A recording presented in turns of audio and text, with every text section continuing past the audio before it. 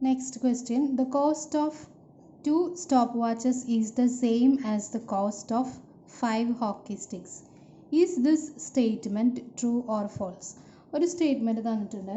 അതായത് 2 stop വാച്ചിൻ്റെ cost എത്രയാണോ അത് തന്നെയാണ് 5 ഹോക്കി സ്റ്റിക്കിൻ്റെയും കോസ്റ്റ്. ഇത് ശരിയാണോ ട്രൂ ആണോ ഫോൾസ് ആണോ എന്ന് നമുക്ക് ചെക്ക് ചെയ്യണം. അതിന് വേണ്ടിയിട്ട് ആദ്യം 2 സ്റ്റോപ്പ് വാച്ചിന് എത്ര രൂപയാണെന്ന് നോക്കണം. പിന്നെ 5 ഹോക്കി സ്റ്റിക്സിന് എത്രയാണെന്ന് കണ്ടുപിടിച്ചിട്ട് രണ്ടും സെയിം ആണോ എന്ന് നോക്കാം. ഓക്കെ, അപ്പോൾ ആദ്യം സ്റ്റോപ്പ് വാച്ചിൻ്റെ റേറ്റ് നോക്കാം.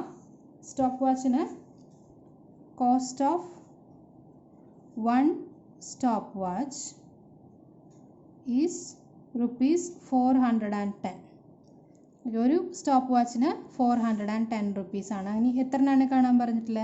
2 സ്റ്റോപ്പ് വാച്ചസ്. അപ്പോൾ cost of 2 stop watches is equal to multiplied by 2. 410 into 2 ചെയ്ത് നോക്കാം. 410 into 2. 0 into 2, 2, 0. Sorry. 1 into 2, 2. 4 into 2, 8. Rupees 820. Next, cost of 5 hockey sticks in നോക്കാം. അപ്പോൾ ആദ്യം cost of 1 hockey stick നോക്കാം. Cost of 1 hockey stick is 150. So we can write cost of 1 hockey stick is ₹150. എത്ര എണ്ണത്തിനാണ് നോക്കേണ്ടത്? 5 hockey sticks ഉണ്ട്. അപ്പോൾ next എഴുതേണ്ടത് cost of 5 hockey sticks is equal to ഇതിനെ 150നെ 5 കൊണ്ട് മൾട്ടിപ്ലൈ ചെയ്യുക. 150 into 5 മൾട്ടിപ്ലൈ ചെയ്ത് നോക്കുക. 150 into 5. 0 into 5 is 0. 5 into 5 is 25. 25 5 we write here and 2 write as carry over. Next 1 into 5. 1 into 5 is 5. 5 plus 2 7. Rupees 750. അപ്പോൾ നോക്കൂ, 2 സ്റ്റോപ്പ് വാച്ചസിന് 820 റുപ്പീസ് ആണ്. 5 hockey സ്റ്റിക്സിന് 750 ആണ്. അപ്പോൾ രണ്ടും സെയിം ആണോ? No. So the statement is false. So we can write, so the statement is false. സ്റ്റേറ്റ്മെൻറ്റ് പറഞ്ഞാൽ എന്തായിരുന്നു? രണ്ടും സെയിം റേറ്റ് ആണെന്നാണ്, സെയിം വിലയാണെന്നാണ് അല്ലേ. പക്ഷെ നമുക്ക് രണ്ടും 2 ഡിഫറെൻറ്റ് കോസ്റ്റാണ് കിട്ടിയത്. അപ്പോൾ the statement is false. Next question. Rajiv goes to the same store and buys 11 tennis balls and 5 hockey sticks. What is the total amount he needs to pay? Same ആ സ്റ്റോറിൽ തന്നെ രാജീവ് പോയിട്ട് എന്തൊക്കെയാണ് വാങ്ങിച്ചത്? 11 ടെന്നീസ് ബോൾസും അതേപോലെ 5 hockey സ്റ്റിക്സും വാങ്ങിച്ചു.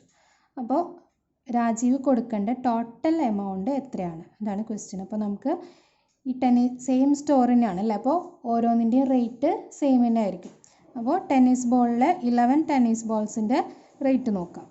Okay, so first we have to find the cost of 1 tennis ball, which is ₹35. Now we have to find the cost of 11 tennis balls.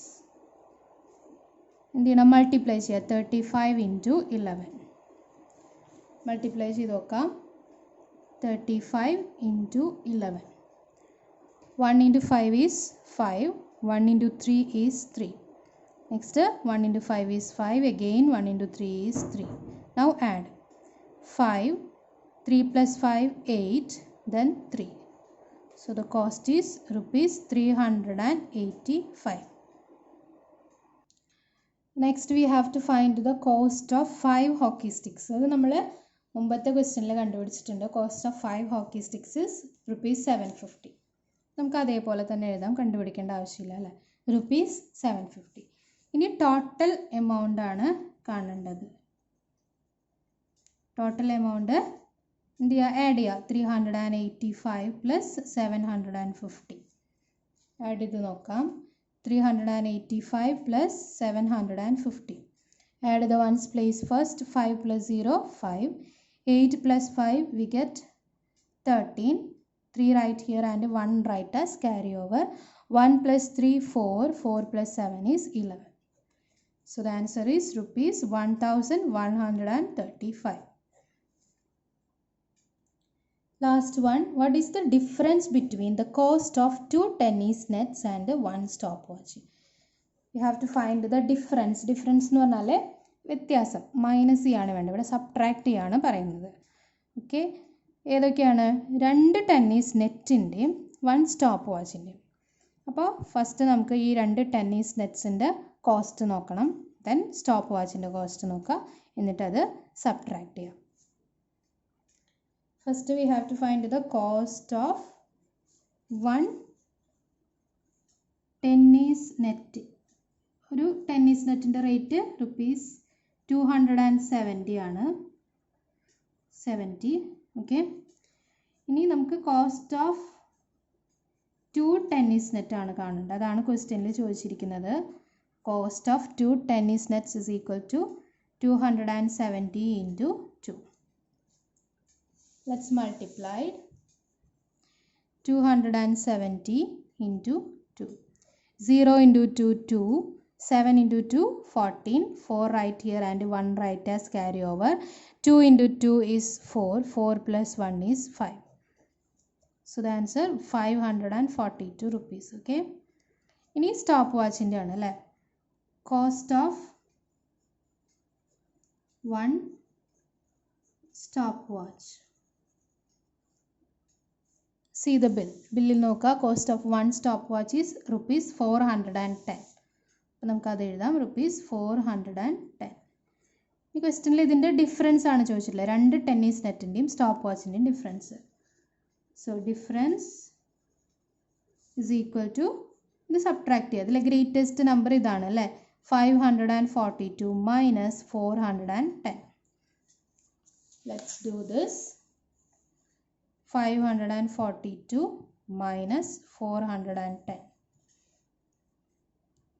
Okay, 2 minus 0, 2, 4 minus 1, 3, 5 minus 4 is 1. So the answer is 132. So all of you write these all answers in your notebook and submit it. Okay, so our 9th chapter is finished. Next class we have to take the next chapter. Okay, thank you.